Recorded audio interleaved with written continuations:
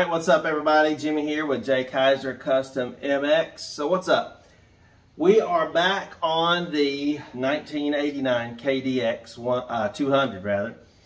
So kind of left you with the last video about the tear down and all the things. So now we're going back the other direction. This is the fun part, and that's putting it back together. So in order to get this bike back to a good state, a good repaired, solid state, I had to do a lot of underlying repairs. So one of the things, you may remember the frame in the back was broken.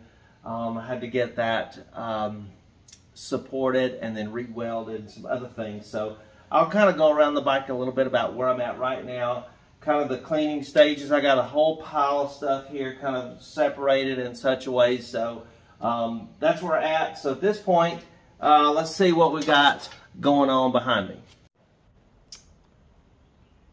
Alright guys, so here we are. This is where I always start, of course, right on the stand, powder coated frame, triple clamps in, pegs on, and there we go. So let's take a look at, I mean, I've got stuff everywhere. This is way too cramped right now, but you can kind of see the repair I had to do there. This was the best we could do, guys. This was a tough one. Trying to find another frame was pretty tough. So, but got it done. It's going to work out just fine. Frame just got back from powder coat, so it looks nice. Did go ahead and get a clear on that. Looks really good. Went ahead and replaced. These bolts for this foot peg mount are no longer available. And this frame only had one good one and then one Ace Hardware bolt in it. So I was able to find one of those on eBay and the other one I cleaned up. These are a wider peg that I'll use for this bike. These are actually CRF 230 pegs. They fit right on.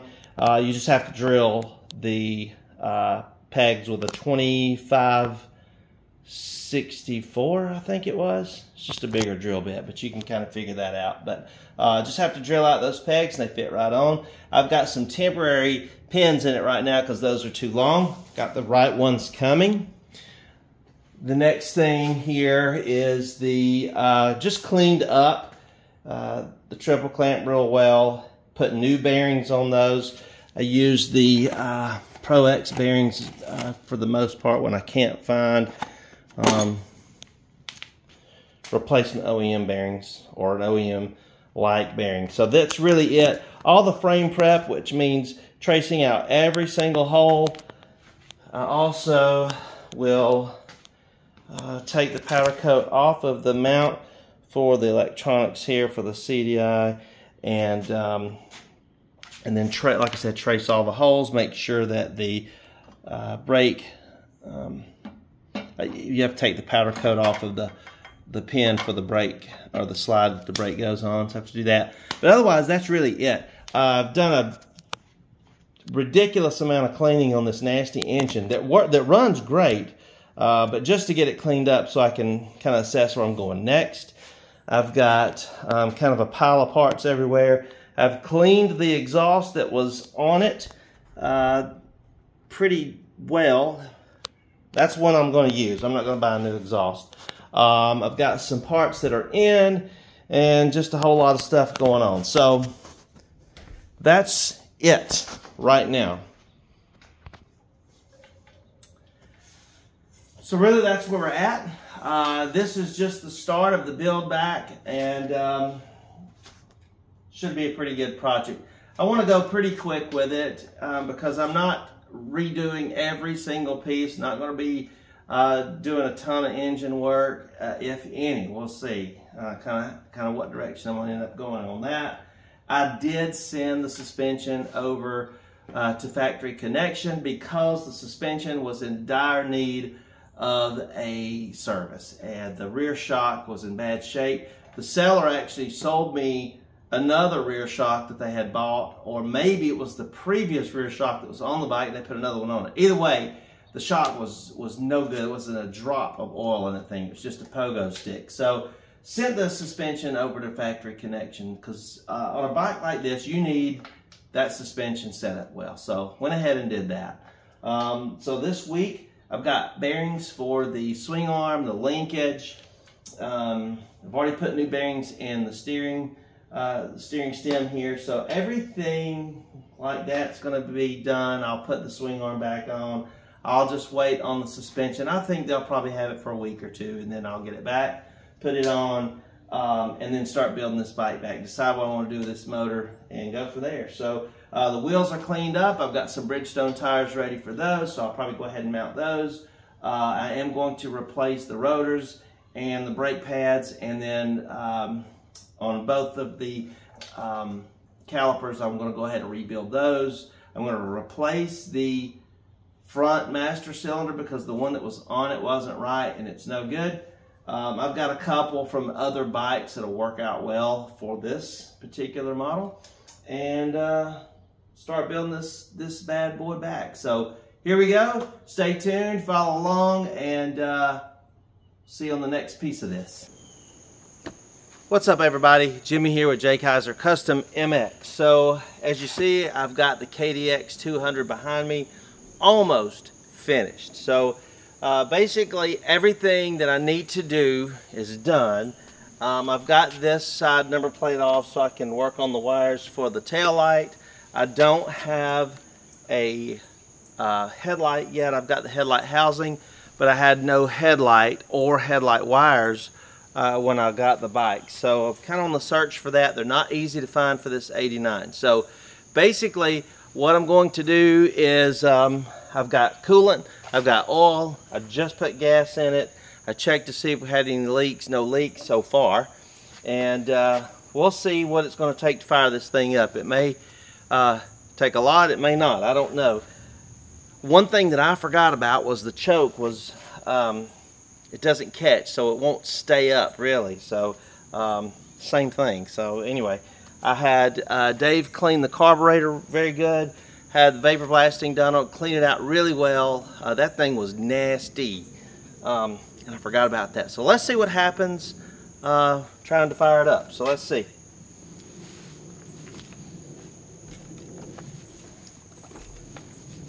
I'm going to see if the choke will just...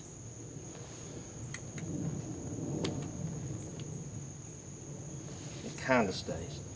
See what happens.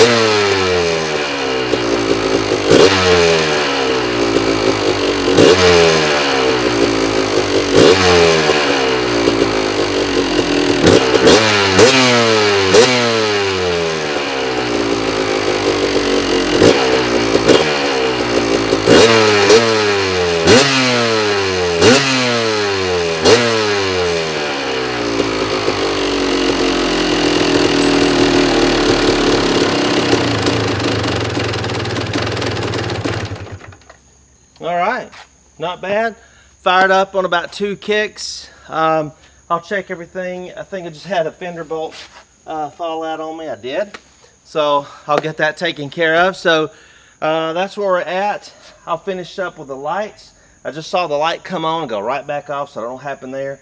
We'll see what's going on there. I'll fiddle around with that. And then on the next piece of this, I'll have the whole bike complete, the headlight, the tail light, everything on, graphics on the number plates, things such as that. So almost there, guys. This is pretty exciting because this thing sounds good. I repacked that silencer, so it's really really sounding good. So a couple of things I want to check when I put the exhaust on this bike. There is a factory I guess copper exhaust seal that goes in there. It was in the part schematic, so I put that in, and then I put the 2 O-rings on the existing FMF exhaust that I cleaned up, but they didn't fit as tight as I thought they should.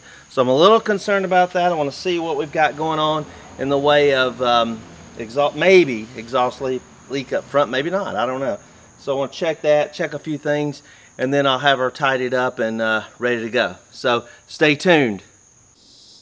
Alright guys, so we're back in the shop. We've got the KDX200 in here for about the last time for the last pieces of repair and work that I want to do to it. So pretty much all done. You saw I just fired it up.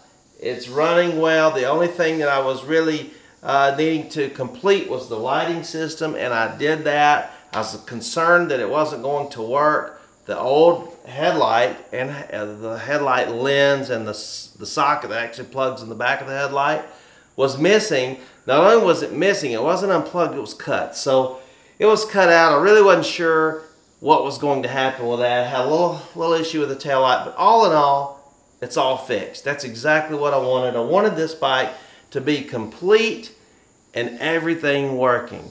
And I did just that. The only thing that is missing, and there's just not any on the planet, is the old odometer trip meter that was behind the number plate. They make newer ones and some for newer models, and I could have probably made that work. It was just unnecessary spending.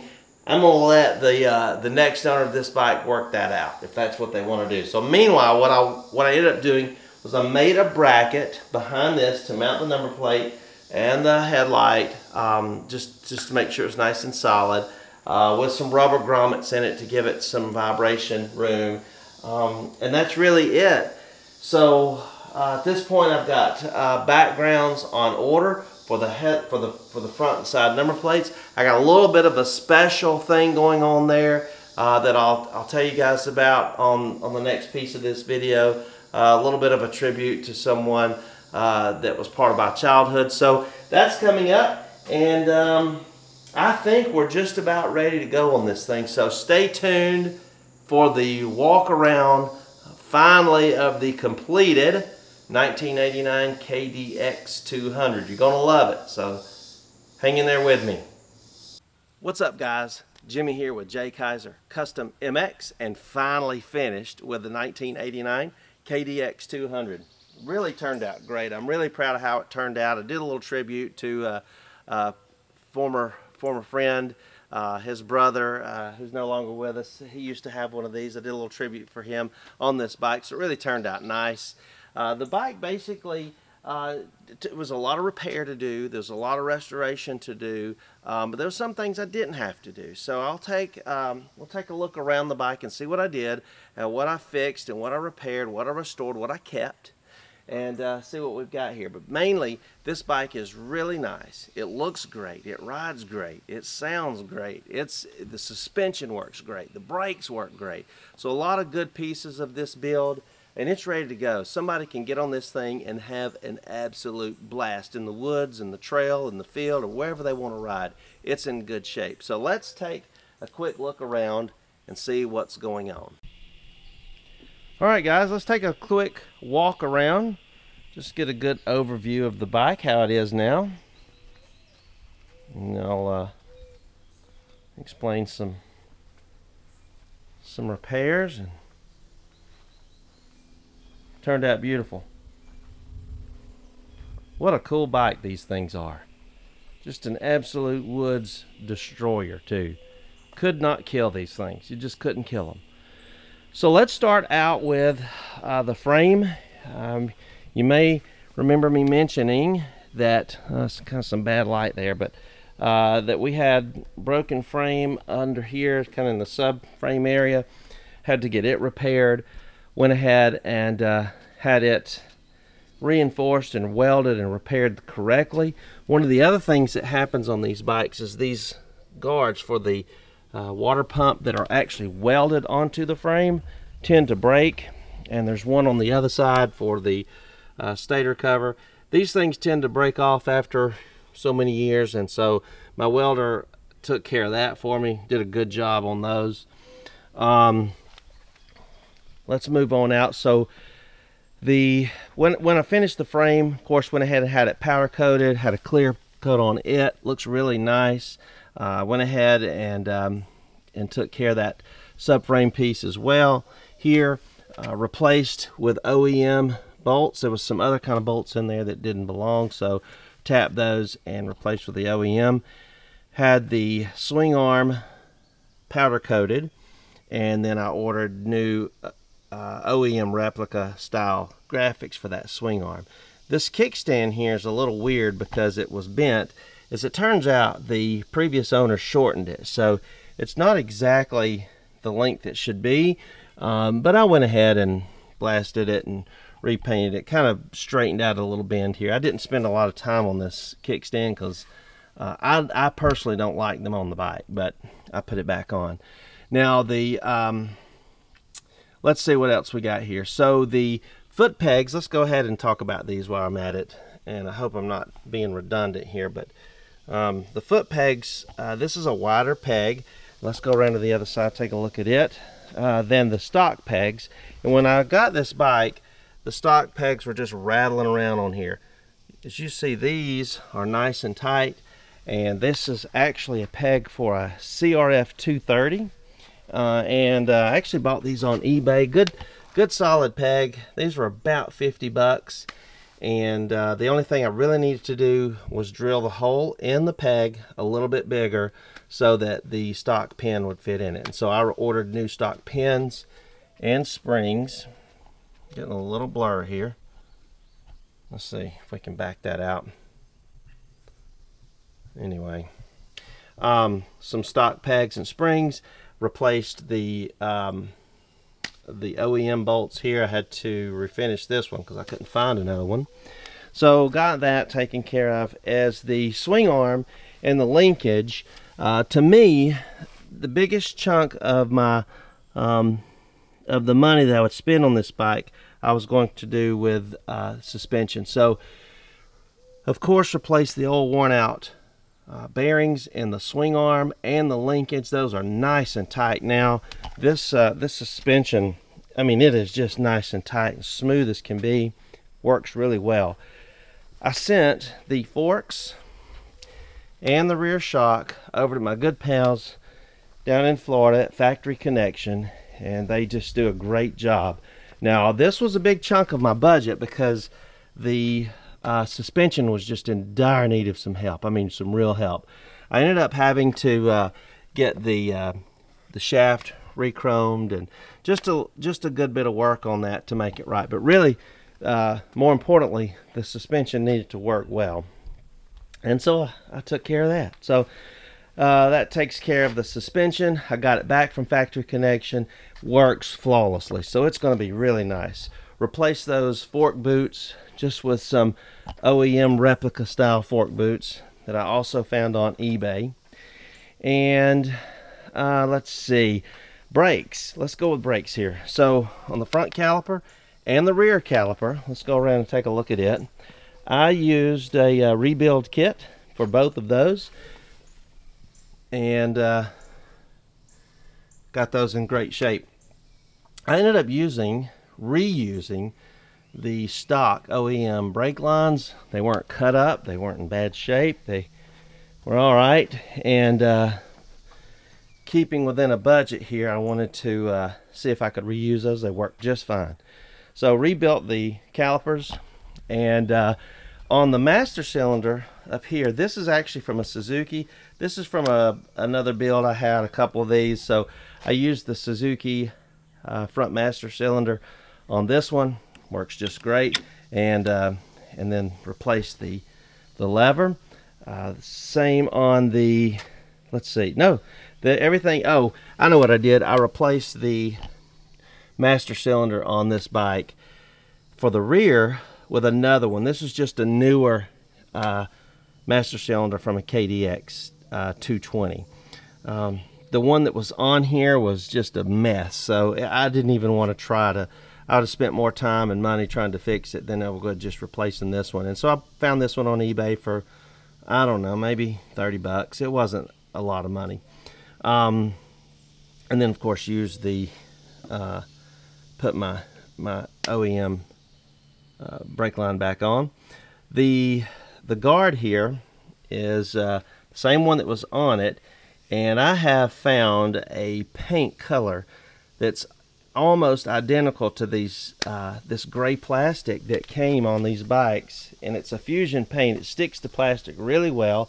And I painted that brake guard. I also painted the stator cover and the sprocket guard here as well, this cover. So that it's just something I've used on another previous build. It's I don't remember the color. I think it's called antique gray, but it's fusion paint. I think it's by, I really don't remember the brand, maybe Krylon. Now on the carburetor here, this carburetor was a disaster. I mean, just an absolute mess. And so I sent it over to my good buddy Dave, Throwback MX guy, and he took care of that and cleaned it really well. So got that taken care of. The engine, let's just talk about the engine while I'm at it. When I got this bike, I replaced the air filter, I put some fresh gas in it, and I worked on it, got it started right up. It really ran good. And the other thing that I noticed about this motor is the transmission was so smooth.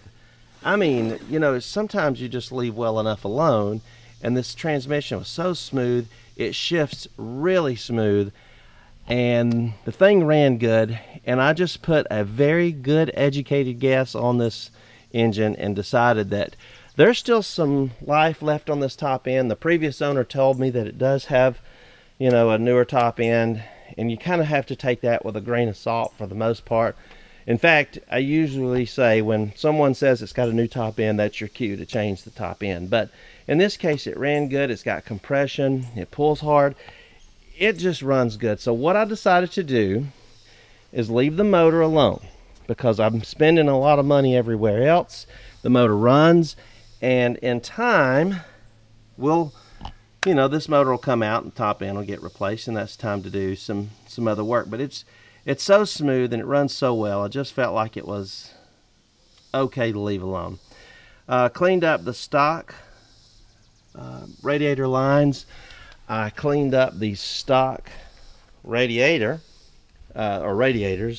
and they were a little bent up, and I was able to straighten those on my own, but I cleaned those up. They didn't leak. They held pressure. Everything was fine on that, and so I left them alone and put those back on.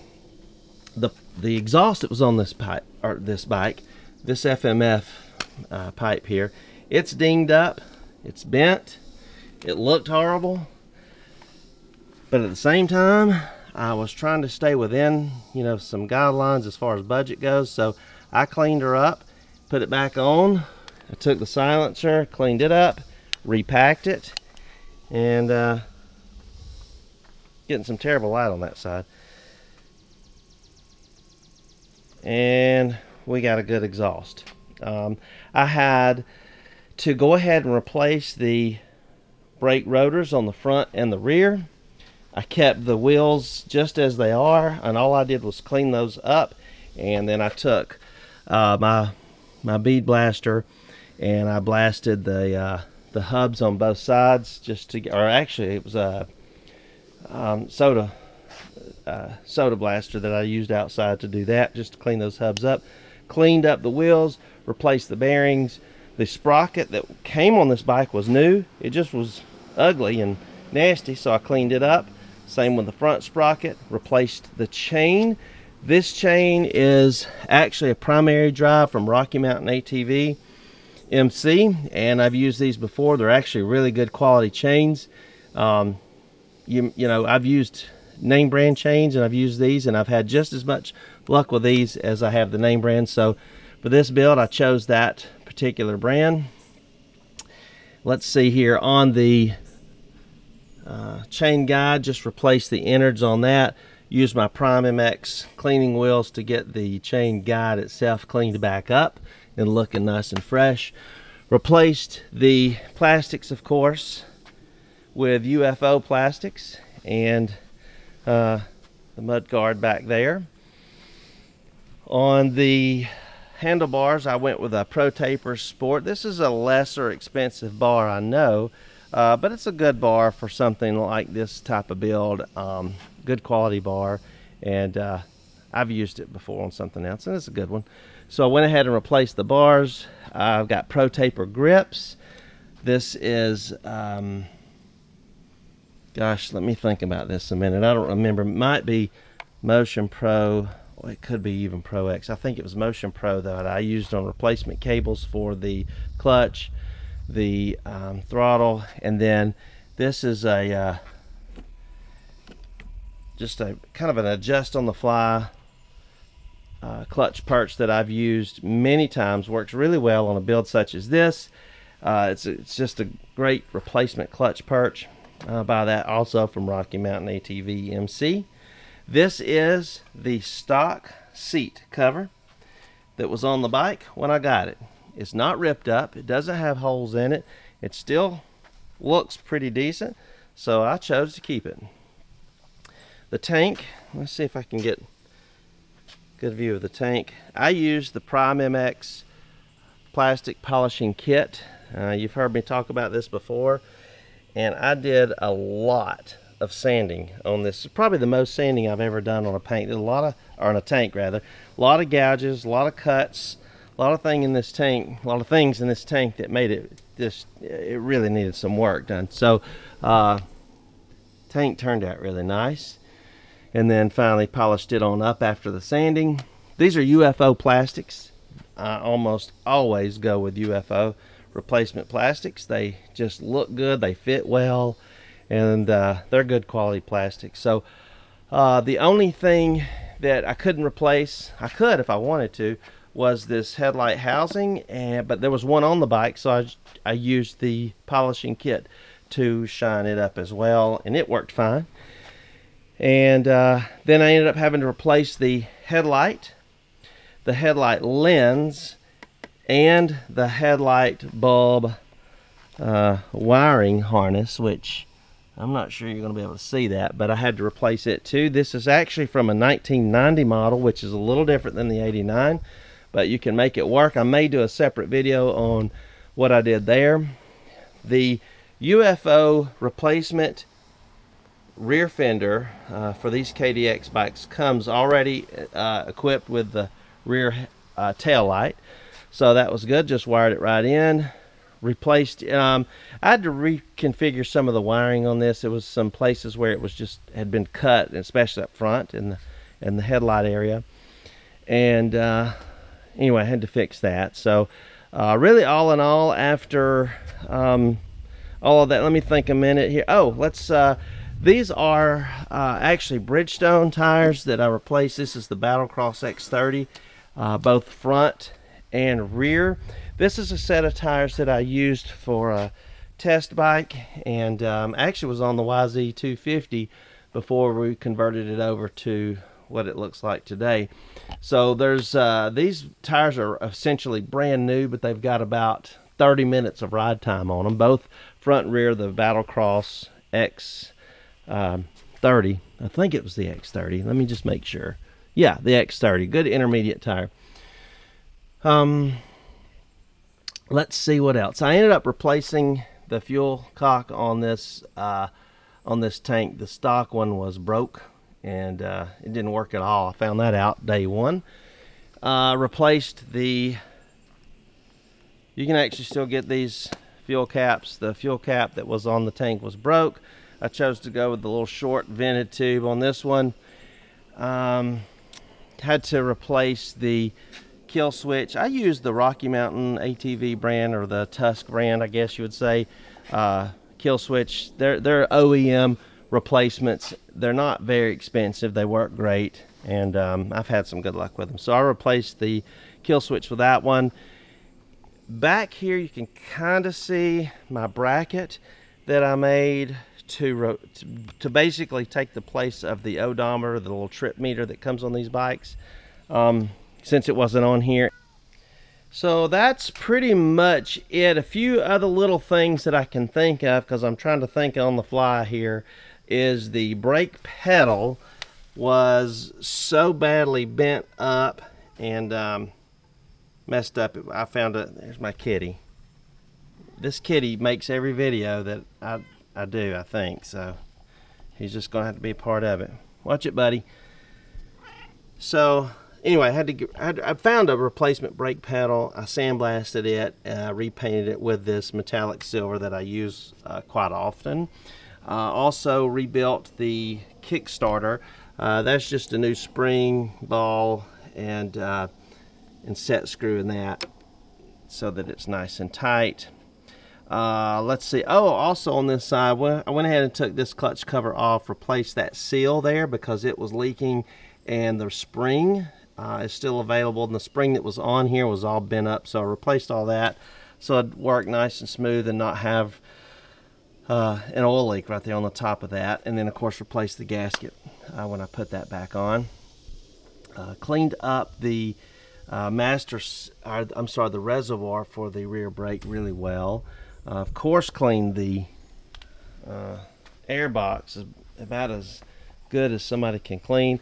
I ended up using the stock chain guides on this. These aren't available anymore, and there's a way to use one from a newer model. I've done it on the 89 KDX125 that I did, but I was able to make these work, and so they're on there nice and tight, so just made it happen.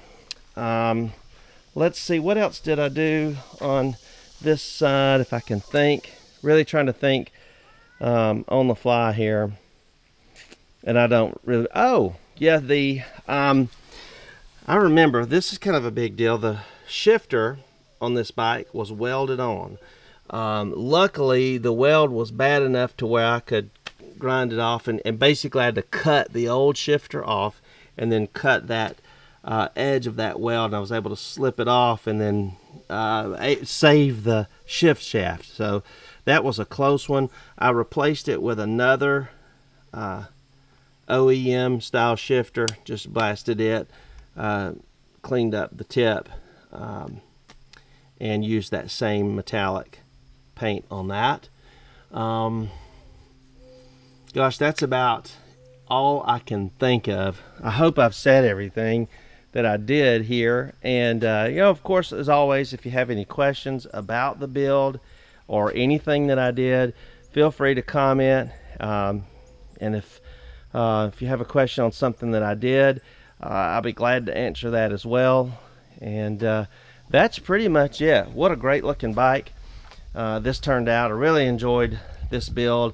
I had no intentions or plans on buying a KDX200 and working on it now. This was really not the time for me to do it, but you know what? I did it, and I'm going to say this. This one was probably going to deteriorate. I didn't say that right. Deteriorate if it sat much longer where it was sitting. So honestly, I saved it from just going away, you know. So really proud of it, and it's a great bike, and I was really proud to do the little tribute to our good friend Reed West, who's no longer with us. So right on, buddy. Number 47 was his number, so that was the idea there. So one more thing that I need to do before this video ends. Alright, before we end this video, I get a lot of comments saying he never starts the bike. I think I just forget, or I do it in a different video. So let's end this video by firing this bad boy up. Cold start. I haven't started it since yesterday. I'm not going to choke it. Let's just see what happens. I'm just going to turn the gas on and see what happens. I may have to choke it, but let's see what happens.